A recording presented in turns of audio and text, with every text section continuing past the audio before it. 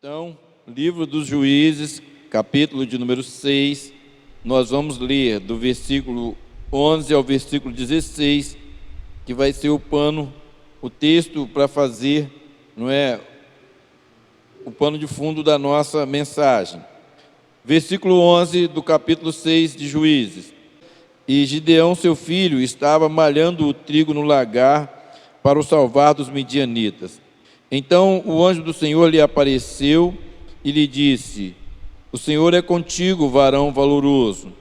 Mas Gideão lhe respondeu: Ai, Senhor meu, se o Senhor é conosco, por que tudo isso nos sobreveio?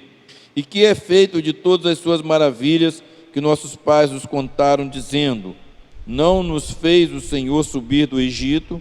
Porém agora o Senhor nos desamparou e nos deu nas mãos dos midianitas. Então o Senhor olhou para ele e disse: Vai nesta tua força e livrarás a Israel da mão dos midianitas. Porventura não te enviei eu? E ele lhe disse: Ai, Senhor meu, com que livrarei a Israel? Eis que a minha família é a mais pobre em Manassés, e eu o menor da casa de meu pai. E o Senhor lhe disse: Porque eu hei de ser contigo, tu ferirás os midianitas como se fosse um só homem. Amém, irmãos? Glória a Deus. Esta narrativa acerca de Gideão, para quem está familiarizado com a Bíblia, já conhece essa história, e para quem não está, essa narrativa é a narrativa de uma resposta de Deus. Gideão, e essa narrativa que nós acabamos de ler, é a narrativa de uma resposta de Deus para uma geração. Gideão, vou falar novamente, era a resposta de Deus para uma geração, uma resposta de Deus para uma situação terrivelmente adversa, uma resposta de Deus a um clamor angustiado, a um clamor desesperado do povo de Deus, de uma geração que se decidiu por clamar a Deus depois de uma série de etapas, de dificuldades. E aqui nós temos a narrativa da palavra de Deus dizendo que esse jovem, chamado Gideão, ele estava malhando trigo no lagar. Lagar é lugar de preparar o vinho, de amassar a uva. Não é aquele sistema antigo de preparar o vinho, onde se colocava a uva ali e ia se pisando até que ela se dissolvesse e tirasse dali o sumo para a preparação do suco, do vinho, da uva. E por que então Gideão está malhando trigo no lagar? Bom, para quem conviveu com a agricultura ou convive, sabe, hoje, não mais hoje, porque hoje tem a tecnologia das coletadeiras que coletam e separam o grão, da palha, mas nas épocas mais remotas, todo tipo de produção de pendão, o arroz, o trigo, eles eram produzidos e eram separados no campo, no terreiro, botava para secar e depois batia ali até que separasse a palha do grão. Então Gideão, ele está malhando trigo num lugar côncavo. Ele está malhando trigo não num terreiro reto, ele está num lugar côncavo, ele está escondido. Gideão está com medo, Gideão está fugindo, Gideão está amedrontado com uma situação que lhe cerca, que é a realidade de uma imposição dos midianitas sobre o seu povo, sobre o povo de Deus, sobre o povo escolhido do Senhor. Eles estavam ali oprimidos pelos midianitas. Eles produziam os seus grãos, eles produziam as suas vacas, as suas ovelhas, e os midianitas, o texto diz, se você ler o capítulo 6, você vai observar isso, que os midianitas passavam e como um gafanhoto passa numa lavoura e deixa na terra seca, assim era a realidade desse povo, por conta da presença dos midianitas que vinham e consumiam, e levavam, e destruíam toda a sua produção, toda a sua plantação. Então, para tentar preservar um pouco desta sua colheita, para preservar um pouco da sua alimentação, para suprir um pouco da necessidade da sua casa, da sua família, não é, dos seus familiares, ou da sua tribo. Ali estava Gideão malhando trigo no lagar, escondido dos midianitas, para que restasse alguma coisa para comer, para que restasse algum meio de se alimentar, para minimizar a angústia daquele momento, para minimizar o sofrimento daquele momento, para minimizar a dor daquele momento, para minimizar as dificuldades daquele momento. Então ele ali estava malhando trigo no lagar. Então, a narrativa de fundo dessa história se chama desobediência. A narrativa e as consequências disso aqui, o porquê disso aqui, é porque toda uma geração se decidiu por caminhar numa vida autônoma, numa vida distanciada. Por vezes, nós temos essa tendência. A Bíblia narra lá no Novo Testamento a realidade de uma parábola que Jesus fala sobre dois filhos. Dois filhos estão em casa, sob os cuidados do pai, sobre a assistência do pai, não é? Sobre o zelo do pai, alimentação, abrigo, não é? Dormida, comida, tudo que o pai podia prover para aqueles dois filhos, ele provia. Mas um dia o mais novo decidiu que o melhor não era a casa do pai, que o melhor era uma vida distante, talvez, porque dali, daquela área rural, daquela fazenda, como a gente pensa, não é? Porque o texto fala pedir uma parte da fazenda. Quem sabe ele olhava lá para a cidade e via na cidade muitas luzes, e via na cidade muitas cores, e via na cidade, não é? Uma euforia. Quem sabe ele via lá, distante da casa do pai, coisas que ele não vivenciava ali, mas ele não sabia exatamente o que era, ele achava que lá era melhor. E ele diz a narrativa do próprio Cristo que ele decidiu, não é, adquirir, apanhar a parte que lhe cabia e ir embora, e foi viver dissolutamente. Foi viver aquilo que aquelas luzes faziam ele achar que era a melhor coisa.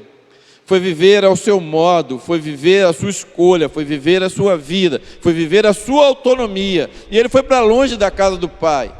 E esta é a realidade no livro dos Juízes, praticamente em todos os seus capítulos, vai dizer de um tempo em que o povo, não é, a nação escolhida de Deus. E aí você pode dizer, mas eu não sou o povo escolhido de Deus, eu não sou nação de Deus. Mas a retratação do trato de Deus com Israel é uma retratação do trato de Deus com a humanidade. O carinho e o zelo com que Deus teve e tem com Israel, o amor, o apego e a luta para cuidar desta nação, é a retratação do amor, do carinho e da vontade de Deus tratar com todas as nações, com todos os povos, com todas as raças. Portanto, com o advento do Cristo, esse trato de Deus que era com a nação de Israel passa a ser uma realidade de um trato e uma porta que se abre para todos os povos. O Evangelho, como foi ministrado hoje nesta manhã pelo pastor Elias na nossa sede, através da escola dominical, o Evangelho é esta porta que se abre e tira essa restrição, não é? Que era um trato de Deus especificamente com uma nação, com um povo, para que se abra a porta para que todas as raças, todas as tribos, todas as línguas tenham acesso a Deus, ao seu cuidado, e estejam, não é, submissos à sua palavra, aos seus valores, aos seus princípios, à semelhança de um pai que luta para transmitir aos seus os melhores valores, os melhores princípios, por mais simples que seja a realidade de uma casa, por mais abastada que seja, por mais simples que seja, os pais desejam que seus filhos sejam moralmente corretos, sejam pessoas de bem, sejam pessoas respeitadas, sejam pessoas honradas. E para tanto eles se dedicam, eles às vezes trabalham numa lida diária, não é, para que os seus filhos tenham o mínimo de dignidade humana para se tornarem cidadãos de bens, que tenham, por mais que simples que seja a vida, que tenham uma vida reta, que não seja uma vida debaixo do açoite da justiça, por detrás das grades da transgressão. Por detrás do sofrimento, como diz o ditado popular, vê o sol nascer quadrado. Os pais lutam desesperadamente para que seus filhos vivenciem a realidade de uma vida reta, de uma vida honesta, de uma vida digna. E é esta a realidade de Deus para com a vida de todas as pessoas. Deus sempre lutou para que os seus valores, princípios, levassem-nos a uma vida reta. Portanto, toda a realidade jurídica do mundo inteiro passa pelo Decálogo, passa pelo Deuteronômio, passa pelos 5 primeiros livros da Bíblia. Todos os parâmetros jurídicos, advocatícios, estão pautados no Pentateuco, ou seja, no livro das leis. Então Deus, quando dá leis aos homens, quando Deus dá princípio aos homens, Ele o faz do alto da sua soberania e do alto do seu amor. Porque é como se fosse uma mão, a lei é como uma mão que ampara e que vai direcionando ao caminho certo para um futuro e para um fim que seja agradável, glorioso, que honre a pessoa e honre também o seu pai. Então esse povo aqui, Deus levantava juízes sobre eles para os guiar, e às vezes por 40 anos eles tinham uma vida tremendamente sossegada, outras vezes por 80 anos, outras vezes por 20 anos, mas quando esse juiz morria, eles se desviavam de novo para os seus próprios caminhos, para as suas próprias escolhas. Começavam a viver uma vida autônoma de Deus, dos valores de Deus, dos princípios de Deus, da vontade de Deus. E então eles começavam a padeceram perseguições dos sírios, padeceram perseguições de vários outros povos. Aí você pode me perguntar, mas por que eles eram perseguidos? Porque eles saíam da posição e do lugar onde deveriam estar. A Bíblia tem um texto que as pessoas gostam muito, ela diz assim: aquele que habita no esconderijo do Altíssimo, faz o quê? Descansa onde? À sombra do Onipotente. Mas olha o que eu escrevi aqui: descansar à sombra do Onipotente é resultado de quem escolheu se abrigar no esconderijo do Altíssimo. Descansar à sombra do Onipotente não é um fato automático. Descansar à sombra do Onipotente, descansar sob os cuidados do Todo-Poderoso, descansar sob os cuidados de Deus, viver sob o amparo dessas asas do Altíssimo, é uma escolha daqueles que se escolheu abrigar, daquele que decidiu por escolher abrigar, habitar no esconderijo do Altíssimo. E quando a gente decide habitar nos esconderijos do Altíssimo, se abrigar nos esconderijos do Altíssimo, existem princípios, existem regras, existem valores que devem ser observados para que de verdade você esteja abrigado ali. Peraí, Deus então tirou as suas asas de sobre mim e me deixou sem abrigo. Não, você escolheu sair debaixo das asas do Altíssimo e do esconderijo do Todo-Poderoso. Você está à mercê, cada um de nós fica à mercê das nossas próprias escolhas. E então esse povo aqui estava nessa condição. E aí como é que se reverte essa condição? Quando é que essa condição de estar submetido ao poder dos midianitas, quando é que essa condição de estar sob o foco dos amalequitas, que eram outros povos que vinham e tomavam toda a produção, toda a novidade da terra e os deixavam escravizados, angustiados e nessa condição miserável e deprimente? Quando é que isso deixou de acontecer?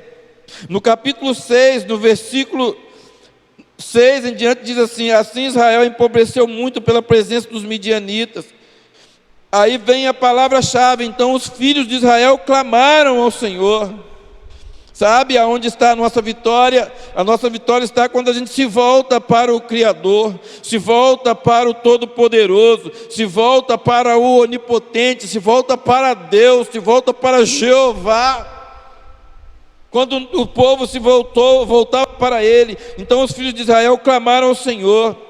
E sucedeu que, clamando os filhos de Israel ao Senhor por causa dos midianitas, quando a gente clama, quando a gente se volta para Deus, quando a gente reconhece que a gente depende dEle,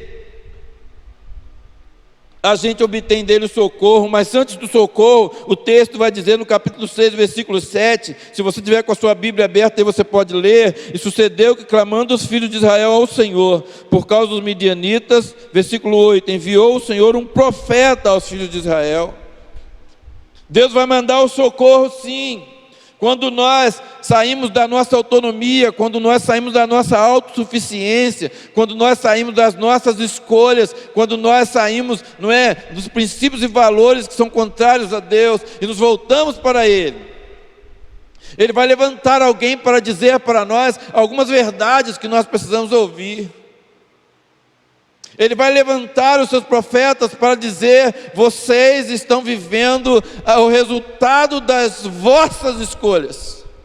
Vocês estão vivendo a colheita da vossa semeadura. Porque tudo que o homem semear, isso ele colherá.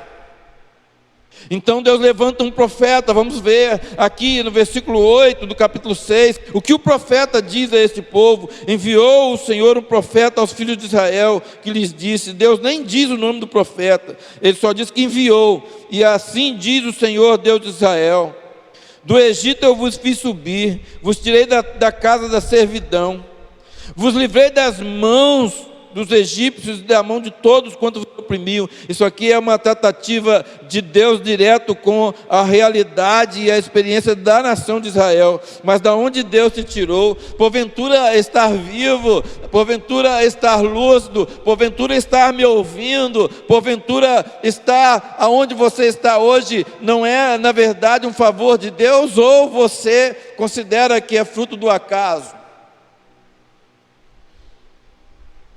Dormir, acordar e poder ver um novo dia, é fruto do acaso ou é um agir de Deus? Eu sei que tem alguns que me ouvem nesta noite, alguns que me ouvirão posteriormente, certamente se levantarão contra, e dirão que Deus nada tem a ver com a sua existência, que Ele existe e subsiste automaticamente, que não há Deus. Certamente que esse é um direito seu, certamente que você tem todo direito a essa escolha, porque Ele é tão soberano, que Ele te deu a possibilidade até dessa escolha. Ele é tão soberano, tão independente de mim, de você, que Ele te dá a condição até de dizer que Ele não existe, embora você seja a manifestação da existência de Deus. Mas Deus está tratando com o seu povo que Ele tirou do Egito, tirou da escravidão. Ele está dizendo: vocês não lembram de onde eu os tirei? Vocês não lembram o que eu fiz por vocês? Vocês não lembram o quanto eu fiz milagres, operei maravilhas, o quanto eu cuidei, o quanto eu tratei? Eu vos tirei das garras da escravidão egípcia, eu vos fiz atravessar um mar a pé enxuto, eu afoguei os vossos inimigos lá no mar, eu vos livrei, eu cuidei de vocês. Eu fiz com que houvesse pão todos os dias no deserto, eu providenciei a água, e quando as águas amargas da vida surgiram, eu tornei em água doce. Vocês se esqueceram de tudo isso, vocês se esqueceram do que eu fiz. Eu expeli de diante de vós os povos que os oprimiam, e vos dei a sua terra, e eu vos disse: eu sou o Senhor vosso Deus, não temais os deuses dos amorreus, em cuja terra habitais, mas não destes ouvidos à minha voz. Deus manda o livramento, Deus manda a resposta. Gideão é a resposta de Deus, mas Deus coloca as coisas nos seus devidos lugares. Me parece que nos dias de hoje, nós, os pregadores, somos uma geração de pregadores com receio de falar acerca de Deus em termos absolutos. Somos uma geração de pregadores que temos receio de falar acerca de Deus em termos absolutos. Diferente dos profetas do Antigo Testamento, que eram aclamados em um momento e odiados em outros, por conta da coragem que eles tinham de falar da parte de Deus, pois as suas palavras eram exatamente imperativas e eram assim. Abre aspas, assim diz o Senhor. Estas eram a maior parte das expressões de introdução daqueles que falaram antes de nós. Assim diz o Senhor, e expunha a reis, autoridades, ao povo, a gente simples, lá no palácio ou lá no meio do povo, eles não tinham medo de dizer, assim diz o Senhor. Me parece que a nossa geração tem receio de falar de Deus, do Deus Todo-Poderoso de forma e em termos absolutos. Era esta a introdução de Jeremias, era esta a introdução de Ezequiel, Elias, Micaías e tantos outros falaram da parte de Deus, assim diz o Senhor. Deus é um ser que existe e subsiste por si mesmo. Você quer saber quem é Deus? Deus é um ser que existe e subsiste por si mesmo. Ele não depende de nada dessa criação visível aos nossos olhos. Foi Ele quem decidiu nos criar e criar tudo isso para que Ele interagisse com a gente e a gente com Ele. Ele é antes de todas as coisas. Ele é antes de todas as coisas, e se nada existisse, Ele continuaria sendo. Ele não depende, Deus não tem vínculo de dependência com a sua criação. Deus é um ser eterno que existe e subsiste por si mesmo. A nossa existência é fruto do querer dEle, da vontade dEle. Deus é absolutamente soberano. E aí nós temos temor de falar de Deus em termos absolutos. Mas vamos lá, já que a gente tem receio, vamos deixar a Bíblia falar então. Vamos lá no livro de Samuel. No primeiro livro de Samuel, no capítulo 2, vamos ver em termos absolutos bíblicos o que Samuel diz, quem é Deus. Samuel, no capítulo 2, no versículo no versículo 6. Samuel, capítulo 2, versículo 6. Ele vai dizer: o Senhor é que tira a vida e dá, faz descer a sepultura e faz tornar a subir dela. É esse o Deus que a gente crê, é esse o Deus que é o Senhor do universo, que é Senhor da minha vida, que é Senhor da sua vida. Versículo 7, o Senhor empobrece e enriquece, abaixa e também exalta. Ele é soberano. Ele é soberano, e às vezes a gente tem receio de falar em Deus em termos absolutos. Deuteronômio 32, versículo 39, eu vou voltar um pouquinho, por favor.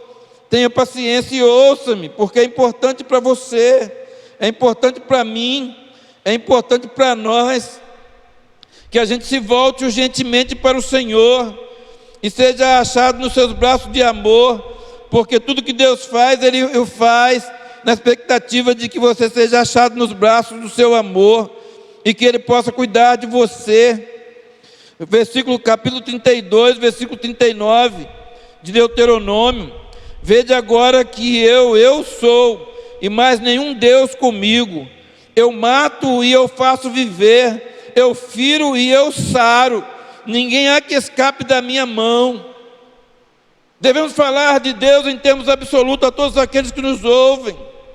Não devemos ter medo de dizer que sim, essa situação que Gideão narra aqui no Juízes capítulo 6 é uma situação de desobediência, de escolhas, de autonomia, de viver de forma autônoma de Deus, de viver longe dos princípios e valores de Deus. Então Deus permite que determinadas punições venham sobre a nossa vida, mas com Ele está o livramento para dar a todo aquele que crê e se voltar para Ele. Com Deus está a vida e a morte, com Deus está o ferir e o sarar, porque Ele é soberano sobre tudo e sobre todos. Deus é soberano sobre tudo que se vê e tudo que se não vê. Deus é soberano sobre a vida e sobre a morte, Ele é Senhor. Então vamos nos voltar para Ele, vamos nos sair da nossa autonomia, vamos sair do alto da nossa prepotência e arrogância e nos voltar para Ele, que é grande e benigno em misericórdia e grande em perdoar, como pregamos aqui na sexta-feira. Enquanto nós, a humanidade, a sociedade, estivermos vivendo nessa resistência e nessa tentativa de apagar Deus da história, viveremos as consequências de estar em rota de colisão com aquele que é Senhor absoluto sobre todas as coisas. Quem lutou contra o Senhor e prevaleceu? É o que a Escritura pergunta. Quem lutou contra Deus e prevaleceu? No se voltar para Ele de modo submisso e reconhecer que Ele é soberano. Então Ele é um carrasco. Não, Ele não é um carrasco. Ele não é um carrasco. A Bíblia diz que Deus corrige a todo aquele a quem ama e aquele a quem Ele tem por filho, como os nossos pais nos corrigiram e nos corrigem, muito mais Deus que nos corrige para a eternidade. Vamos falar de Deus em termos absolutos, não vamos ter medo de falar quem é Deus. Jó nos apresenta Ele. Jó foi o homem que viveu uma das maiores aflições permitidas por Deus. E no capítulo 5, versículo 18 do seu livro, diz: porque Ele faz a chaga e Ele mesmo liga, Ele fere e as suas mãos curam. Em 6 angústias te livrarás, e na 7ª o mal não te tocará. Na fome te livrará da morte, e na guerra da violência e da espada. Submeta-se a Ele, e Ele vai cuidar de você. Do açoite da língua estarás abrigado, e não temerás a assolação quando vier. Da assolação e da fome te rirás, e os animais da terra não temerás, porque até com as pedras do campo terás a tua aliança, e os animais do campo estarão contigo. Saberás que a tua tenda está em paz, e visitarás a tua habitação, e nada te faltará. Submeta-se a Ele. Também saberás que se multiplicará a tua semente, e a tua posteridade como a erva da terra. Na velhice virás à sepultura, como se recolhe o feixe do trigo a seu tempo. Na velhice, porque Ele vai te dar longevidade de vida. Eis que isso já o havemos inquirido, e assim é. Ouve e medita nisso para o teu bem. Devemos falar de Deus em termos absolutos. Gideão é a resposta de Deus a uma geração em desobediência, a uma geração que escolheu viver longe dos princípios e valores de Deus, conhecendo-os e negando. Desprezaram a Deus, desobedeceram a Deus, desprezaram os valores de Deus, então sofriam as consequências das suas escolhas. Sofriam as consequências das suas escolhas. Se eu tenho um caminho por onde eu sei que existe um laço que me aguarda, e ali vão prender os meus pés, e eu o escolho, em detrimento de meus pais dizerem: não passe por aqui, passe por ali, não vá por esse caminho, vá pelo outro, e então as consequências me sobrevêm, o meu pai será o culpado? Não, meu pai não será o culpado, a culpa será das minhas escolhas. E a melhor escolha a se fazer nesse tempo é a escolha de se voltar para Deus, para que de verdade a gente possa dizer: Pai nosso, que está no céu, santificado seja o teu nome aqui, é santificado em mim e em você. Venha a nós o teu reino, venha a nós os teus valores, os teus princípios, a tua vontade, a tua verdade, e seja feita aqui neste mundo, nesta terra, aqui na minha pessoa, na minha casa. A tua vontade aqui, como ela é feita no céu. Lá no céu está legal, é perfeito, o modelo de lá é bom, vamos colocá-lo aqui.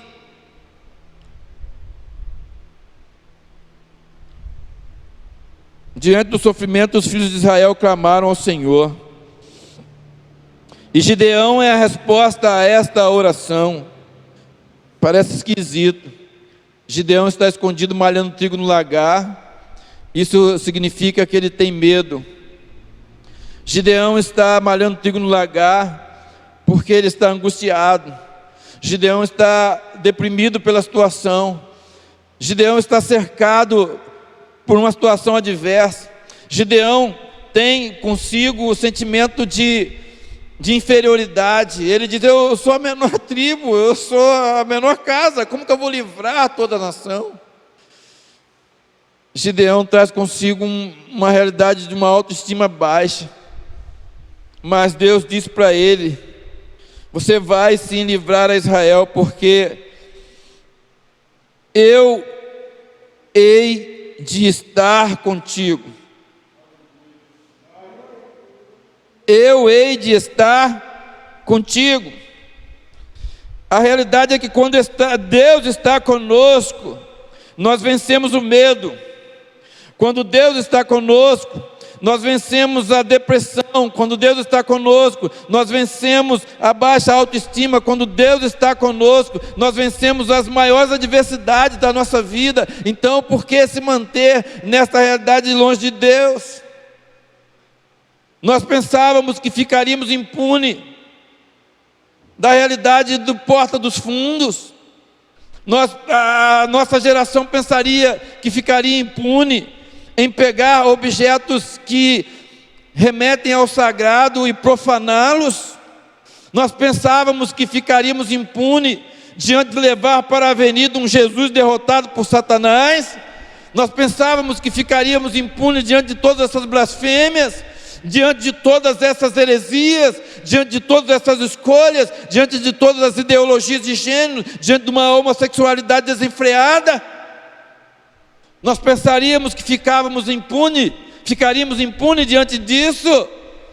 Não devemos pensar e nem ter medo de dizer, porque Gálatas vai dizer por nós. Gálatas, no capítulo 6, no versículo 7, vai dizer: não erreis, Deus não se deixa escarnecer, porque tudo que o homem semear, isso também ceifará. Porque o que semeia na sua carne, da carne ceifará a corrupção, mas o que semeia no Espírito, do Espírito ceifará a vida eterna. Qual a semente que você tem escolhido semear? E se você não semeou, você aplaudiu. E se você não aplaudiu, você se tornou simpatizante. E se você não se tornou simpatizante, você também não se opôs. Você se tornou conivente. Você, humanidade, se tornou conivente. Nós temos tirado Deus das notas, nós temos tirado Deus das escolas, nós temos tirado Deus da nossa casa, nós temos tirado Deus de tudo que diz respeito à nossa vida. Nós queremos Deus longe da nossa vida. E o que é que nós vamos escolher? Qual vai ser a colheita dessa escolha? Devemos fazer como este povo. Devemos nos voltar para Deus. Devemos ouvir os seus profetas. Devemos nos humilhar debaixo das suas potentes mãos. Devemos nos meter a Ele, porque Ele vai nos livrar e a seu tempo Ele nos exaltará. Humilhai-vos debaixo das potentes mãos de Deus, e a seu tempo Ele nos exaltará.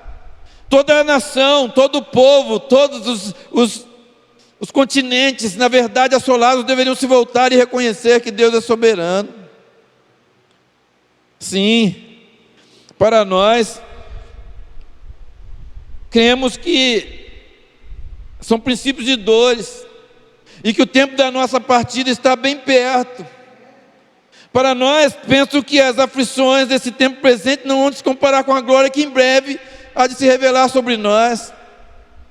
Para nós, a igreja é um tempo de conserto, é um tempo de buscar que as vestiduras brancas estejam em nós, que não falte óleo sobre a nossa cabeça, que a santidade caminhe conosco e nos dirija e nos conduza. Porque brevemente a parábola das 10 virgens há de se cumprir, e parte dela será arrebatada e a outra parte ficará. Para nós, embora aflitivo, vemos como sinais de um tempo em que a nossa partida está breve. E você? Quais têm sido as suas escolhas? Você tem aplaudido a atos contrários a Deus? Tudo que o homem semear, isso ele colherá. Com Deus não se brinca, e de Deus não se escarnece. Que Deus tenha misericórdia de todos nós. Que Deus tenha misericórdia de todos os povos, de todas as nações, de todas as raças, tribos, línguas e nações. Que humildemente possamos reconhecer a soberania dEle e dizer: Senhor, perdoa-nos e ajuda-nos a viver segundo os seus princípios e valores, porque assim fazendo viveremos bem nesta terra e no porvir nos aguardará a eternidade. Reflita nisso, em nome de Jesus.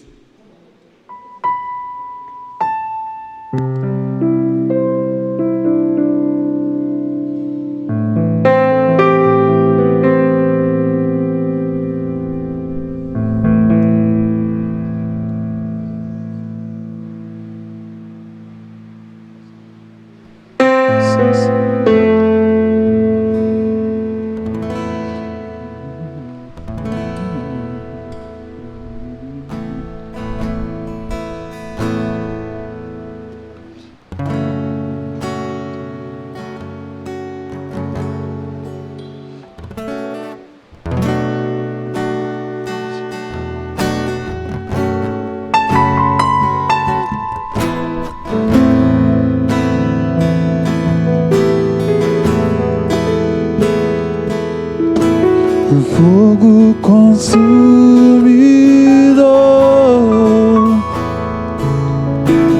vem arder em nós, aquecer a chama que um dia queimou por ti. Homens se desviarão, profetas se venderão, mas existem aqueles que não se dobrarão ante outros deuses, mas existem aqueles que não se dobrarão diante outros deuses.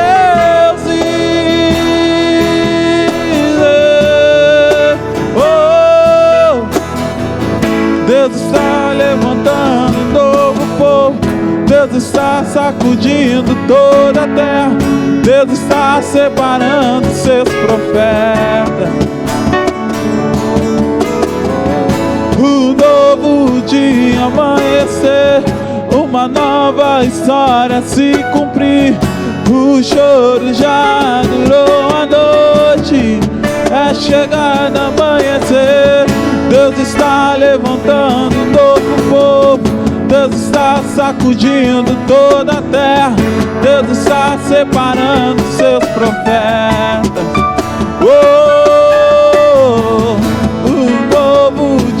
Amanhecer, uma nova história se cumprir. O choro já durou a noite, é chegada amanhecer.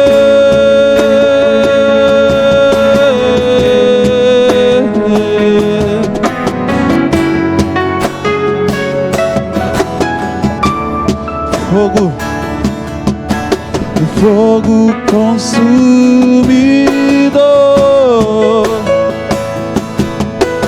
vem arder em nós, aquecer a chama que um dia queimou por ti.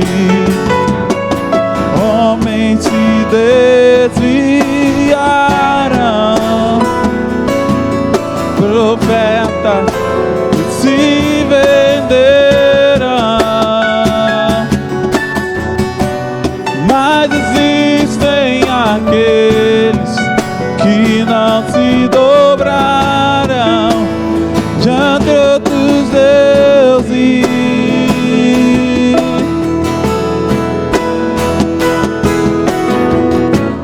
Mas existem aqueles que não se dobrarão diante de outros deuses.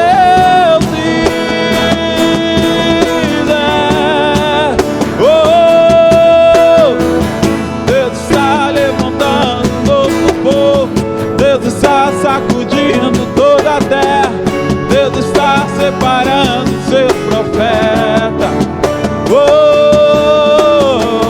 Um novo dia amanhecer, uma nova história se cumprir. O choro já durou a noite, é chegada amanhecer. Deus está levantando um novo povo, Deus está dividindo toda a terra. Deus está separando seus profetas. Um novo dia amanhecer, uma nova história se cumprir. O choro já durou a noite, é chegada amanhecer.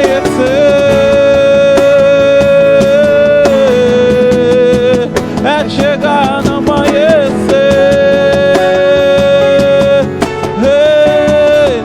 É chegada amanhecer.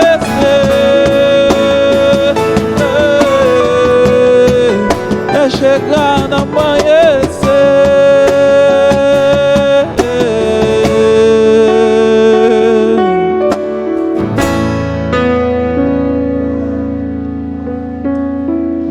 Glória a Deus.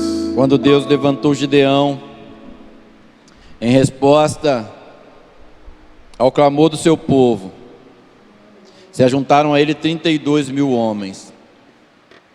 E Deus disse a ele: Gideão, se você for à guerra com esses 32 mil homens, vocês vão achar que foi o braço de vocês e a força bélica quem deu a vitória. Tem muita gente. Passou por uma prova e ficaram 22 mil. Restaram depois 10 mil e no final os que ficaram para ir à batalha com Gideão foram 300 homens. E com esses 300 homens, Deus deu a vitória a Gideão sobre todas as forças do exército inimigo, para mostrar a soberania dele e mostrar que ele é Deus. Mostrar que ele é Deus, que a vitória vem dele. Que a vitória vem dele. Então nós temos que entender que Deus é absolutamente soberano. E que é nele e é dele que vem a nossa vitória. É necessário se arrepender, se converter dessas blasfêmias todas, dessas escolhas todas erradas, essa tentativa desenfreada de apagar Deus de todas as realidades de nossa vida. Pelo contrário, trazer Deus de volta, os valores de Deus, os princípios de Deus, a família, a moralidade, uma vida reta, para que então a gente viva de forma sossegada e quieta. Vamos ficar de pé. Continue a clamar a Deus na sua casa. Se volte para Deus. Se arrependa. Converse com Ele, peça perdão. Se você aplaudiu Porta dos Fundos, se você aplaude essa série de atitudes contrárias aos valores divinos, que nortearam toda a sociedade ao longo de tantos e tantos séculos, milhares de anos. Mas nesses últimos anos, a nossa geração tem procurado apagar Deus da história. Os centros acadêmicos têm lutado por isso e as consequências vêm de toda escolha humana. Escolha Deus, escolha Ele na sua vida, na sua história. E Ele vai fazer prosperar todos os seus caminhos, sua casa, sua família. Pai, ouça agora a oração de toda esta geração. Ouça o clamor de todo este povo te pedindo perdão, fazendo um concerto contigo e reconhecendo, Senhor, que tem, ó Deus, feito uma escolha errada, que tem ido, ó Deus, com a multidão. Porque na verdade lá no fundo do coração e da alma, toda essa gente crê em Ti, Senhor. Toda essa gente tem os valores e os princípios plantados lá pelos seus pais, avós, bisavós, que um dia, Senhor, plantaram lá a semente do temor a Deus, do respeito a Deus, da reverência a Deus, mas levado pela multidão, levado, Senhor Deus, pela maioria, se envergonharam de se posicionar contra e foram levados com a multidão. Mas agora, Senhor, diante da Tua palavra, esta geração, ó Deus amado, se arrepende, ó Deus amado, se humilha, te pede perdão e te pede, Senhor, que o Senhor, ó Deus amado, mude a história, mude a vida, mude a realidade desse tempo e de todos os tempos, que nós sejamos uma geração que busque a Deus e que o Senhor possa estar conosco e ir conosco, porque se o Senhor estiver conosco, se o Senhor caminhar conosco, se o Senhor estiver na nossa história, Senhor Deus, por mais adversidades que possam existir, nós venceremos todas, porque o Senhor nos faz em Cristo Jesus mais que vencedor.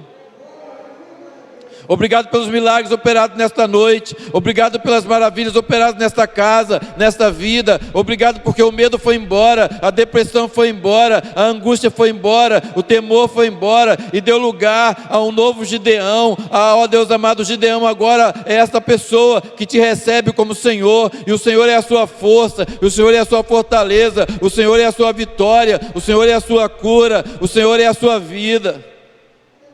Então nós dizemos a Ti obrigado nessa noite por tudo. Continue, ó Deus amado, a colocar nos nossos lábios a Tua palavra, a palavra da Tua vontade, do Teu querer, e que as vidas então se voltem a Ti, se convertam e tenham uma experiência profunda contigo. Que vivam nesse presente século, ó Deus, de forma justa, reta, santa, e no porvir desfrutem, ó Deus, da eternidade que Cristo conquistou para nós. Nos dê uma noite tranquila, um sono reparador, e que possamos desfrutar, Senhor Deus, do Seu cuidado em nos curar, em nos sarar. A graça de nosso Senhor Jesus Cristo, o amor de Deus, a comunhão e consolação do Espírito Santo seja conosco, com todo o povo de Deus. Digamos juntos, amém, assim seja. Deus abençoe. A gente volta a se encontrar na quarta-feira. Deus abençoe a todos.